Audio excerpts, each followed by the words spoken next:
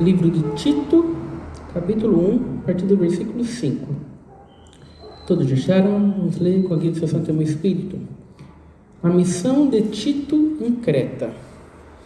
Para esta missão te deixei em Creta, para que pusesses em ordem o que ainda faltava e constituísses presbíteros de acordo com as minhas orientações.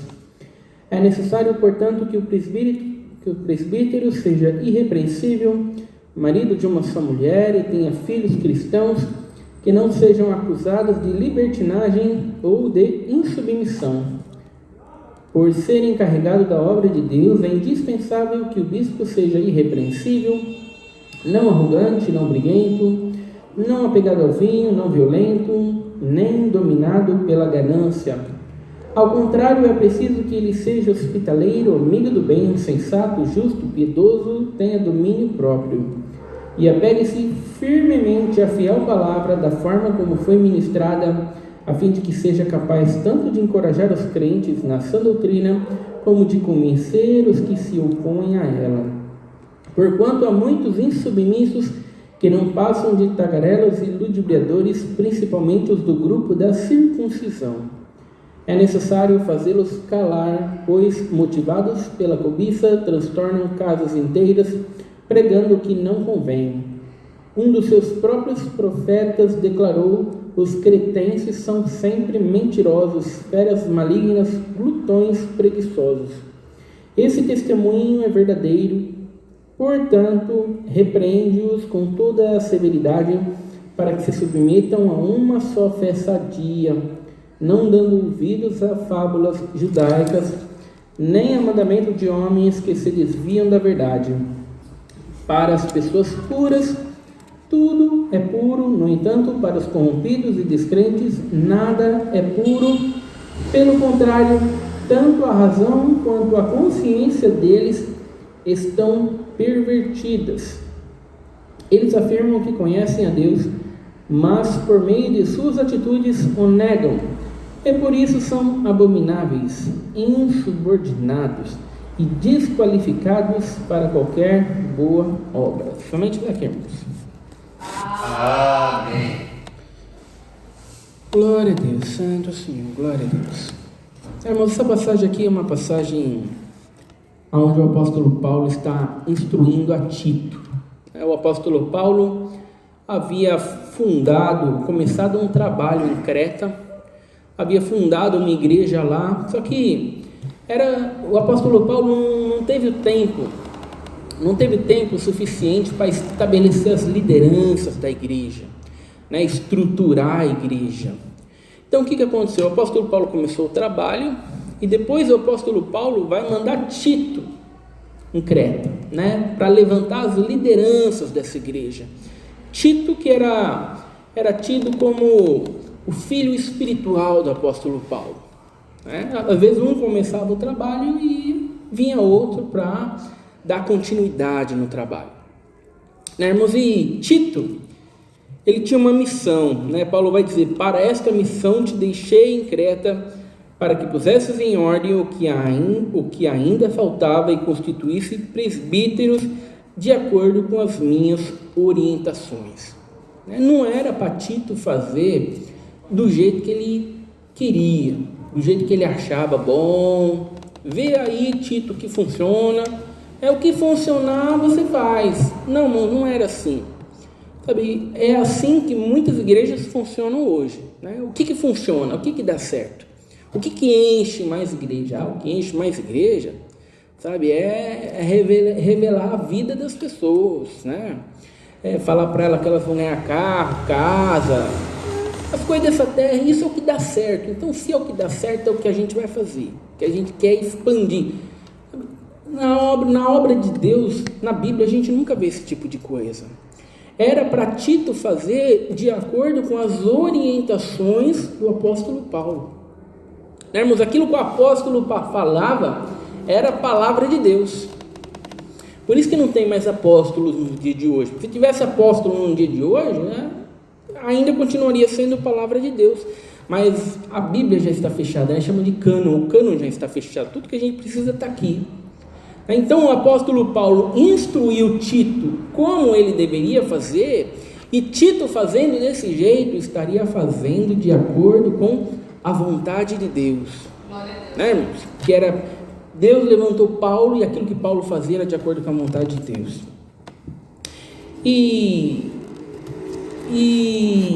vai dizer: é necessário, portanto, que o presbítero seja irrepreensível. Né? Aí vai vir as especificações. Como que deve ser o presbítero? Como que deve se levantar a liderança dessa igreja? Deve ser irrepreensível. Imagina uma pessoa repreensível, uma pessoa que ela precisa ser corrigida o tempo inteiro. A pessoa está lá tendo um vocabulário inadequado. Aí você tem que ficar corrigindo a pessoa: olha, esse vocabulário não pode, esse vocabulário aqui, servo de Deus não usa esse vocabulário aqui. Né? A pessoa usa roupas inadequadas: não, esse tipo de roupa aí não pode, esse tipo de roupa aí não agrada de Deus. Imagina uma pessoa repreensível. Quantas pessoas não são repreensíveis dentro da igreja? Né? Não sabem falar, não sabem se vestir corretamente, não sabem lidar com as pessoas da maneira correta. E Paulo está dizendo: ó, esse tipo de pessoa não serve para estar na liderança da igreja. Você não pode levantar esse tipo de pessoa, né, para ser um cooperador, para ser um ancião. Não pode. Para ser um presbítero, não pode. Esse tipo de pessoa não serve. Né, irmãos? É claro que isso não serve para os crentes também. O que o Paulo vai descrever, tudo aquilo que o apóstolo Paulo vai descrever aqui, não é que serve só para o líder da igreja e não serve para os... Não, mas serve para todos, né? Mas principalmente para a liderança. Né? Paulo está muito preocupado em não colocar um joio na liderança da igreja. Porque sempre vai ter o joio e o trigo.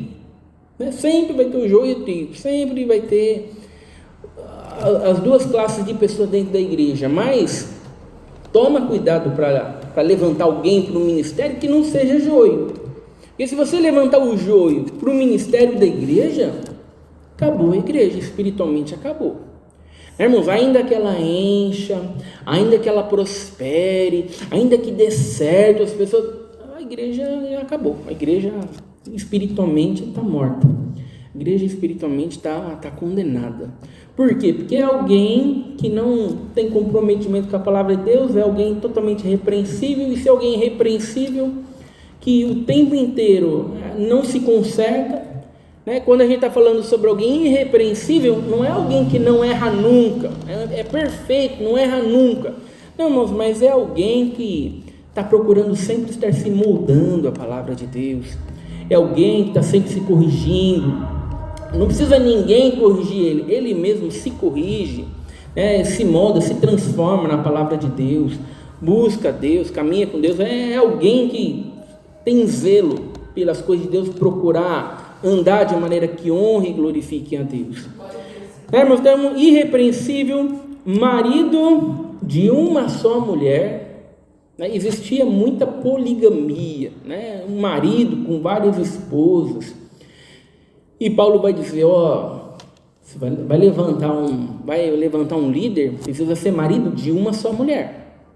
Muitas vezes você ia começar o trabalho num lugar onde era comum a poligamia. O marido tinha 4, 5 esposas. Você não tinha como mandar o marido jogar 3 esposas fora e ficar com uma só. Já está assim, então fique assim. Mas não levante isso para o ministério. Esses aí não servem para estar na liderança da igreja. Ensine eles que a partir de agora, quem casar, casa com apenas uma só. Não pode casar com 2, 3, 4, não. Quem já está casado, deixa casado. A gente não vai mandar jogar a mulher fora e ficar com uma só. Mas a partir de agora, é só um casamento, só uma mulher. Né? E o casamento é entre homem e mulher. Não é que nem hoje, né? Casamento de homem com homem, mulher com mulher. Não, é casamento heterossexual. Homem e mulher. Né? E tenha filhos cristãos que não sejam acusados de libertinagem ou de insubmissão. Né? Essa parte aqui é muito interessante, né? Porque o que tem hoje em dia de liderança da igreja, com filhos insubordinados, com filhos que não são crentes, com filhos que não obedecem o pai, não obedecem a mãe, nenhum desses deveriam continuar no ministério. Irmãos, e por que isso é tão importante? Por que isso é importante? Porque hoje em dia os pregadores estão dizendo assim: não, mas eu ensinei meus filhos, se eles não querem seguir, o problema é deles, mas eu ensinei. Isso daqui é importante, irmãos, os filhos não serem insubmissos, os filhos serem obedientes, os filhos serem cristãos, porque o pai e a mãe, eles representam a autoridade de Deus para os seus filhos, né? O pai e a mãe têm que criar o seu filho para que o filho obedeça ao pai e à mãe. O que acontece hoje em dia? Os pais hoje em dia não querem ter trabalho. Não querem ter trabalho, e os pais hoje em dia falam: dá muito trabalho ficar fazendo meu filho me obedecer. Dá muito trabalho, sabe? Tem que ficar botando de castigo, tem que ficar pondo disciplina. Dá tanto trabalho que eu prefiro não educar não, prefiro deixar ele fazer o que quer. Se ele quiser me obedecer, ele me obedece. Não, eu não ligo, porque dá muito trabalho, não tem tempo, sabe? Então, os pais negligenciaram a criação dos filhos. Os pais, como representante de Deus, irmãos, para os seus filhos, eles falharam. Sabe, quando nós não obedecemos a Deus, o que Deus faz? Deus nos disciplina. Deus nos disciplina, sabe? Ele puxa a nossa orelha, ele manda prova, manda adversidade. Mas nós, como filhos de Deus, como eleitos de Deus, se quisermos sair fora dos caminhos de Deus, Deus vem e disciplina. Deus traz dificuldade, traz prova, traz luta, para que nós venhamos a obedecê-lo. Os pais e a mãe, como representante de Deus para os seus filhos, eles devem se esforçar para que seus filhos também o obedeçam. Os filhos que têm dificuldade em obedecer aos pais, pode ter certeza que eles vão ter dificuldade em obedecer a Deus também, né? Agora os filhos que aprenderam a obedecer os pais, pode ter certeza que eles não vão aprender a obedecer a Deus também. Então, por isso que é tão importante, irmãos, essa cláusula aqui, né, que o apóstolo Paulo ensinou: você olha a família, olha os filhos, se os filhos forem insubmissos, você não coloca uma pessoa dessa na liderança. Se ele falhou na criação dos seus filhos, pode ter certeza que ele vai falhar também na liderança da igreja. Ele falhou com os próprios filhos, como é que agora ele vai ter sucesso na liderança da igreja? Não vai. Então, isso não serve, né? Por ser encarregado da obra de Deus, é indispensável que o bispo seja irrepreensível, está falando irrepreensível de novo, não arrogante, né? Olha só, não arrogante. Muitas pessoas dentro da igreja não têm cargo nenhum e já são arrogantes pelo emprego que têm, são arrogantes porque acham que estão numa condição melhor que os outros. Se você coloca uma pessoa que já é arrogante para um cargo de liderança, o que vai acontecer?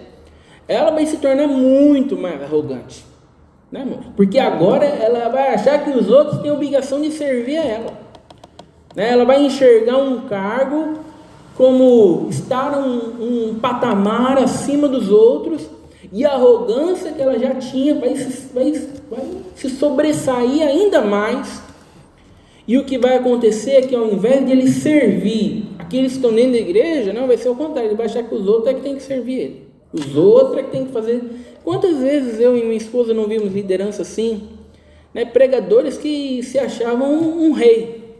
Não, porque eu quero assim, eu quero assado, quando eu venho aqui fazer visita aqui, eu quero café pronto, eu quero pãozinho pronto, eu quero isso aqui, como se fosse um príncipe. Ele não ia para servir, ele queria ser servido. O arrogante, ele quer ser reconhecido, ele quer ser bem visto, ele quer ser amado, né? E se ele não recebe essa idolatria que ele acha que ele deve ter, irmãos, conflitos acontecem. Então, a humildade é muito importante nesse quesito. Não briguento, não apegado ao vinho, não violento, nem dominado pela ganância. Mas quantos crentes agressivos, muitas vezes, eu já conheci na minha vida. Sabe, meus crentes que você tinha que pisar em ovos com ele. Se você falasse alguma coisa e ele entendesse errado, ele se tornava ríspido, se tornava agressivo, palavras agressivas. Quantos crentes são assim, violentos? Quantos crentes, o marido está batendo na esposa dentro de casa, ou a esposa está batendo no marido? Quanta violência não tem? Quantas vezes eu vi pregadores onde ele e a esposa dele se xingavam o tempo inteiro dentro de casa, um desrespeitava o outro dentro de casa. Então o que acontece? Esse tipo de pessoa, quando vai trabalhar, no trabalho é todo educado, todo simpático. No trabalho ele exercita a paciência, mas em casa não exercita a paciência não. Você não entende nada do que eu falei, e briga, e bate, e xinga, e não tem... Onde a gente mais exercita a paciência, onde a gente mais exercita a humildade, onde a gente mais nega nós mesmos, é na nossa família. Sabe, irmãos, é onde mais vai exigir nós renunciarmos a nós mesmos, nós exercitarmos a nossa paciência, e é onde muitas vezes os crentes menos exercitam. Por isso que Paulo está mostrando, olha para a família, porque na família você vai enxergar tudo. Na família você vai enxergar problemas nos filhos, você vai enxergar violência, você vai enxergar arrogância, você vai enxergar ele sendo apegado ao vinho, Paulo vai dizer, nem dominado pela ganância. Você já imagina, você já reparou que hoje ninguém se acha ganancioso? Você já viu alguém dizer assim, eu tenho um pecado, irmão, eu sou ganancioso? Irmão, ninguém se acha ganancioso. Sabe, irmãos, é um pecado que está oculto ali. É um pecado que ninguém acha que tem. Ninguém acha que tem. Quantas vezes, irmãos, eu sempre ia numa festa de aniversário com meu pai, com a minha mãe, num casamento, meu pai e minha mãe, meu pai era do ministério, então eu sempre sentava lá na rodinha lá dos anciãos, lá da elite, A única coisa que a gente ouvia falar era sobre dinheiro, investimentos e dinheiro, sabe? Era um invejando o dinheiro do outro, Era um que ganhava 10, invejando o outro ganhava 30, o outro ganhava 30, invejava o outro ganhava 40, ninguém nunca estava feliz com o que tinha. Sabe? Ninguém se achava ganancioso. Ninguém falava um versículo bíblico, se reunia um monte de líderes ali, um monte de cooperadores, anciãos ali, você não via ninguém falar nada de Deus, só de dinheiro, mas ninguém achava que tinha problema com dinheiro, ninguém se achava ganancioso. Irmãos, então é um pecado que tende a ficar oculto, é um pecado que muitas vezes a pessoa ganha pouco e é ganancioso. É apegado ali no dinheiro, ganha pouco, mas se ele perder aquele pouco que ele ganha, ele fica doente. Então esse tipo de pessoa não serve para liderança. Ao contrário, é preciso que ele seja hospitaleiro. Por que é tão importante ser hospitaleiro? Porque alguém que é apegado nos seus bens materiais não é hospitaleiro. Não, é minha casa, esse povo só dá trabalho, só dá gasto, eu não quero receber ninguém não. Alguém que não é hospitaleiro mostra o quanto é apegado nas coisas materiais, quanto ele é apegado nos seus bens, no seu dinheiro, na sua casa. Ele sempre está pensando no que ele vai perder. Agora, aquele que é hospitaleiro, que recebe bem as pessoas, ele mostra o quê? Ele mostra que ele está lá para servir os outros. Então esse serve para ser uma boa liderança, porque na liderança você vai servir os outros. Você não vai estar apegado, não, você vai servir. Então precisa ser hospitaleiro, amigo do bem. Amigo do bem, interessante, amigo do bem, amigo das coisas boas. Vai fazer alguma coisa boa, Vamos fazer uma visita lá pro irmão lá. Sabe, ele é o primeiro que diz, não, vamos. A gente estava pensando aqui em fazer umas aulas de música. Não, vamos fazer. Tudo aquilo que é bom, ele quer fazer. Sabe, ele é amigo do bem, amigo das coisas boas. Quantos pregadores hoje em dia, os membros querem fazer alguma coisa, a gente queria fazer, não, isso aí não vai dar certo não, não, melhor não fazer não. Esse tipo de pessoa não serviria para estar na liderança. Sabe, porque ele não quer ter trabalho, sabe, não, você vai dar trabalho, vai me sobrecarregar ainda mais, não faz não. Esse tipo de pessoa não serve. Sabe, é uma característica das lideranças hoje em dia incentivarem as pessoas a fazerem cada vez menos. Cada vez menos, você não faz nada, só vem na igreja, senta aí que nem um morto aí e vai embora. Acabou, já está servindo a Deus. Sabe, muitas vezes as pessoas estão querendo fazer um trabalho, um evangelismo, alguma coisa. Não, fique em paz, não faz nada não. Já tem pessoas próprias para fazer isso aí, irmão, deixa para lá. Sabe, esse tipo de pessoa nunca serviria para estar na liderança. Glória a Deus. Irmãos, a liderança, o presbítero, ele é amigo do bem, amigo das coisas boas. Ele é o primeiro que é a favor de fazer alguma coisa boa, né? Sensato, justo, piedoso e tenha domínio próprio, né? Olha só, sensato. Imagina levantar para a liderança alguém insensato, né, irmãos? Alguém que não tenha domínio próprio, alguém que é governado, a pessoa está bem, de repente ele é conduzido pelos seus impulsos. Eu perdi a cabeça, irmão, perdi a cabeça. Quando aquele irmão falou aquilo lá, eu perdi a cabeça, aí eu falei umas coisas mesmo, tomei umas atitudes. Não, irmãos, a gente não é governado pelos nossos impulsos. A gente não é governado, irmãos, pelos nossos sentimentos. A gente deve ser governado pela palavra de Deus. Já viu aquela pessoa que faz as coisas erradas? Eu falo assim, não, mas é que eu perdi a cabeça, aquela pessoa lá me perturbou lá, eu perdi a cabeça. Sabe, é a nossa responsabilidade, irmãos, termos o domínio próprio. A gente não pode culpar o outro pelo fato da gente não ter perdido o domínio próprio. Eu não tive domínio próprio porque foi culpa dele. Não, mas é a nossa responsabilidade ter o domínio próprio. Não importa se as circunstâncias são favoráveis ou não, né? Se as coisas estão cooperando ou não. Então, esse tipo de pessoa que em determinados momentos é governado pelos seus impulsos, pelas suas emoções, não serve para ser liderança da igreja, né? E é claro que isso não serve só para a liderança da igreja, serve para todos, né? Mas principalmente para ser líder de uma igreja não serve. Apegue-se firmemente à fiel palavra da forma como foi ministrada, né? É preciso ser apegado à palavra de Deus, e não apenas apegado à palavra de Deus, mas apegado à palavra de Deus da maneira como ela foi ministrada, da maneira como ela foi ensinada, da maneira que ela está escrita aqui na palavra de Deus, né? Porque tem muitas pessoas que dizem que são apegados na palavra de Deus, apegados na palavra de Deus, mas a palavra de Deus é tudo, menos o que está na Bíblia. A palavra de Deus é aquilo que ele acha que vem na mente dele. Deus me manda falar aqui. Para muita gente isso é a palavra de Deus. O que está escrito aqui na Bíblia aqui não é a palavra de Deus. É preciso ser apegado à palavra de Deus, essa daqui que está revelada aqui.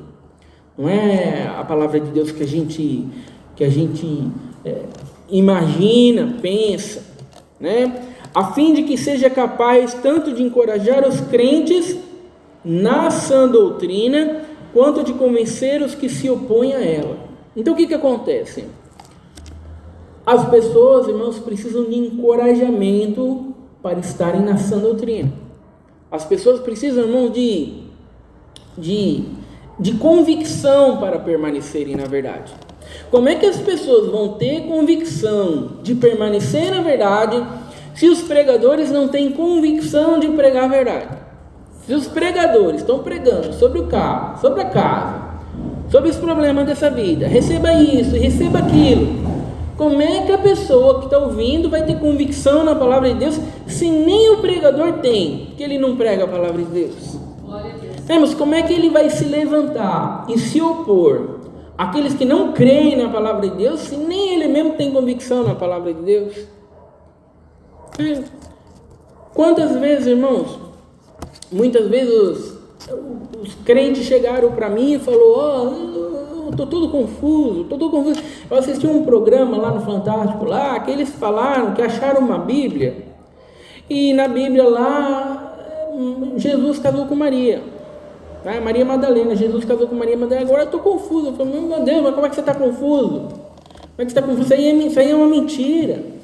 Tem não sei quantas mil Bíblias que eles acharam dizendo a mesma coisa, e eles acharam uma Bíblia adulterada. É nessa daí que você confia? Agora, se a gente não tem convicção na palavra de Deus, a gente já, acharam? Puxa, mas e agora? Então eu estou confuso também, agora não sei mais. Como é que pode?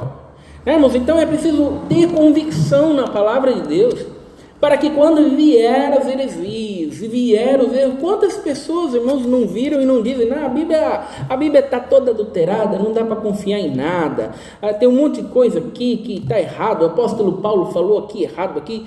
Se a gente não tem convicção na palavra de Deus, então você joga a Bíblia inteira fora. Irmãos, é lógico que a Bíblia é confiável. Existem várias traduções, né? Algumas traduções são melhores que outras, mas a palavra de Deus é essa daqui, irmãos. Precisamos ter convicção na palavra de Deus para encorajar as pessoas na sã doutrina, para permanecermos na sã doutrina e para lidarmos com os enganos, os erros e as heresias. A partir do momento que a gente fala que determinadas passagens da Bíblia não são confiáveis, quem me garante que as outras coisas são confiáveis também? Quem que vai definir o que é verdade e o que não é? Sabe, se essa passagem aqui é falsa, quem me garante que a outra não é também?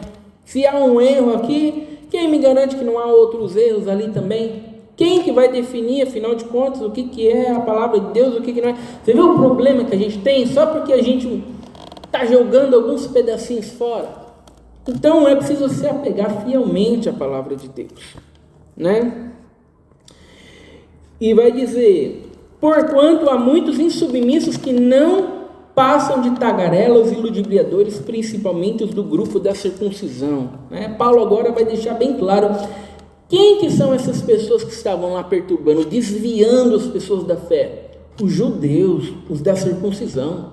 Eles chegavam lá nas casas, lá, não é só Jesus, não é só o evangelho, não, precisa viver pela lei também, a gente precisa fazer as nossas boas obras também, precisa ser circuncidado, não pode comer isso, não pode comer aquilo outro, tem que guardar a lei, e um monte de normas, um monte de regras, e Paulo está dizendo: não, esses aí são insubmissos, esses aí são ludibriadores, eles enganam as pessoas, eles através de conversas tolas, levam as pessoas ao engano, levam as pessoas à mentira. Sabe quantos ludibriadores não temos hoje? Quantos enganadores não temos hoje? Já existia isso aqui na época do apóstolo Paulo, e quantos não existem hoje? Quantas pessoas não são ludibriadas quando os pregadores dizem para ela: Deus vai te dar uma vitória, minha serva, Deus está vendo aí a tua lágrima, Deus vai fazer isso, Deus vai fazer aquilo outro. E as pessoas são levadas a bens materiais, são levadas a esperanças de coisas terrenas. Quantas pessoas não estão sendo enganadas, estão ouvindo isso como evangelho a vida toda? E Paulo vai dizer: é necessário fazê-los calar, pois motivadas pela cobiça transtornam casas inteiras, pregando o que não convém. É necessário fazê-los calar. Hoje em dia, irmãos, os crentes vão dizer: não, se ele está errando, deixa ele, irmão, deixa ele, quem que é você para julgar? Deixa ele, cuida da sua vida, faz a sua parte aí, vai ajudar o pobre, vai fazer o bem, mas deixa ele aí pregar o engano, ensinar o engano, deixa. E a palavra de Deus fala, não, a mentira tem que ser calada, o engano tem que ser calado. Sabe, irmãos, é preciso exortar a verdade com tamanha convicção, com tamanha autoridade, que aqueles que proclamam a mentira se calem, mediante a verdade sendo exortada. Um dos seus próprios profetas declarou: os cretentes são sempre mentirosos, feras malignas, glutões, preguiçosos. Esse testemunho é verdadeiro, portanto, repreende-os com toda a severidade para que se submetam a uma só fé sadia.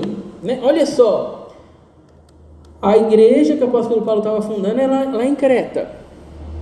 E Paulo está dizendo, os cretenses, eles são chamados de glutões, eles são chamados de feras malignas, eles são chamados de preguiçosos, e Paulo está dizendo assim, e pior que isso é verdade. Então Tito, exorta a igreja, não deixe eles agirem da maneira como eles agiam antes. Não deixa eles passarem esse tipo de testemunho. Exorta eles, repreende eles, não deixa eles no pecado lá, à vontade, não. Repreende eles, exorta eles com toda a autoridade, para que eles venham se arrepender. Irmãos, se nós deixarmos a Bíblia nos contradizer, irmãos, aquilo que nós estamos fazendo, nós seremos santificados. Glória a Deus. Irmãos, agora se nós queremos ouvir apenas aquilo que nos agrada, sabe, você não vai ser santificado nunca. E é isso que está acontecendo com eles. E Tito está contradizendo eles: vocês não podem agir assim, ou vocês não podem falar assim, vocês não podem dar esse tipo de testemunho assim. Contradizendo eles estão sendo santificados. Não dando ouvidos a fábulas judaicas, nem a mandamentos de homens que se desviam da verdade. Para as pessoas puras, tudo é puro, no entanto, para os corrompidos e descrentes, nada é puro, pelo contrário, tanto a razão quanto a consciência deles está pervertida. Então, o que acontece?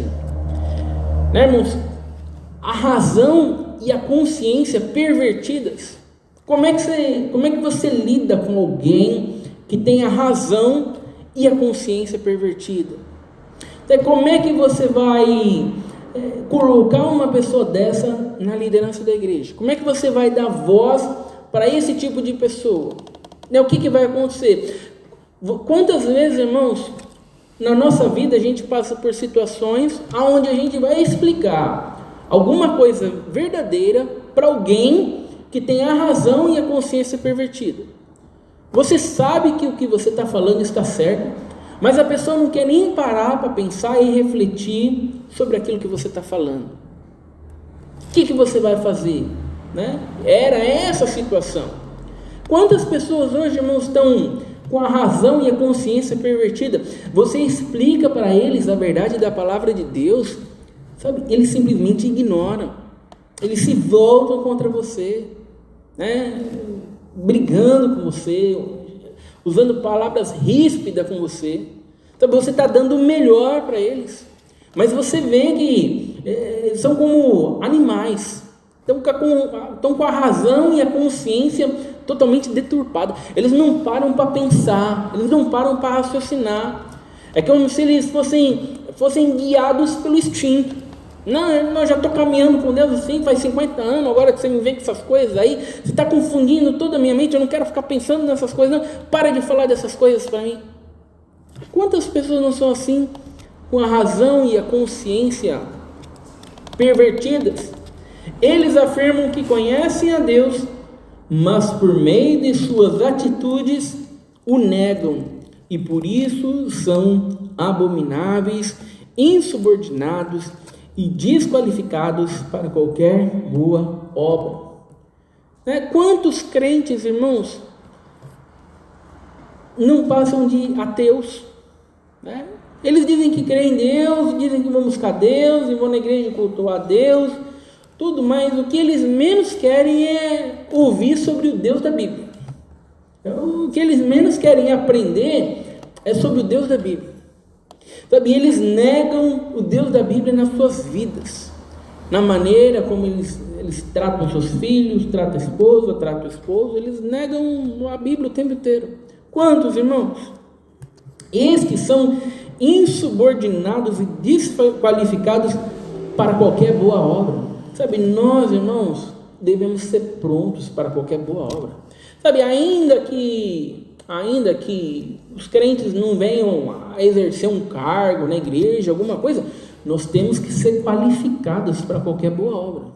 Não podemos achar que ainda bem que eu não sou presbítero, ainda bem que eu não sou liderança da igreja, eu não preciso me preocupar com essas coisas assim. Precisa, irmãos, porque o crente de verdade, aquele que foi chamado por Deus, irmãos, ele vai olhar para essas coisas aqui e ele vai dizer: puxa, está faltando muitas coisas aqui para a minha vida. Puxa vida, olha só o quanto eu preciso me arrepender e o quanto eu preciso buscar. Puxa vida, olha, muitas das coisas que está escrito aqui, sabe, eu preciso caminhar. O crente de verdade, irmãos, ele sempre vai procurar se enquadrar na palavra de Deus. Glória a Deus, sim. Né? Porque fazer a obra de Deus, irmãos, não é simplesmente dentro da igreja. Esse negócio de fazer a obra de Deus dentro da igreja inventaram hoje. Não inventaram agora esse negócio de fazer a obra dentro de Deus. Fazer a obra de Deus, irmãos, é 24 horas por dia. A gente é crente 24 horas por dia, então a gente age como crente no serviço. A gente faz a obra de Deus no serviço. A gente faz a obra de Deus na maneira como a gente fala com a esposa, na maneira como a gente fala com os filhos, na maneira como a gente lida na igreja. O tempo inteiro, irmãos, a gente faz a obra de Deus.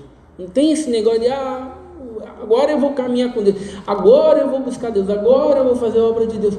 Não, nunca tem essa separação. Agora eu estou fazendo a obra de Deus, não, agora eu não estou fazendo a obra de Deus, agora eu só estou em casa. Não, irmãos, a gente faz a obra de Deus o tempo inteiro. Na nossa vida inteira a gente é crente 24 horas por dia. Sabe, você pode ser médico só lá no hospital. Eu sou médico só lá no hospital, então você está me perguntando as coisas aí, é só lá no hospital que eu respondo, que eu sou médico lá. Não, mas a gente não é crente só aqui na igreja. A gente não age como crente só aqui na igreja, não, mas a gente é crente 24 horas por dia. Então a gente faz a obra de Deus 24 horas por dia. Por isso que devemos olhar para essas coisas aqui e enxergarmos a obra de Deus. Muito da obra de Deus aqui que Paulo está mandando Tito ver é na família lá, sabe quando ele não está tendo culto na família dele lá, com os filhos? Então você olha lá, você está fazendo a obra de Deus, né? E muitos não estavam, né? Por isso, irmãos, que é preciso ter uma visão abrangente da obra de Deus. É preciso pararmos de pensar que a gente simplesmente faz a obra de Deus na igreja e se sente bem. Muitos crentes estão fazendo a obra, estão se sentindo bem, porque está congregando 3 vezes na semana, e em casa não é crente, e aí acha que está tudo bem, porque ele acha que já fez a obra de Deus. Não, nós precisamos fazer a obra de Deus no culto, precisamos fazer a obra de Deus em casa, a obra de Deus no serviço, precisamos fazer a obra de Deus, irmãos, 24 horas por dia, não importa onde a gente esteja. Essa é a palavra de Deus, seja louvado. Amém. Juntos agradecemos a Deus em oração, em nome do Senhor Jesus. Amém.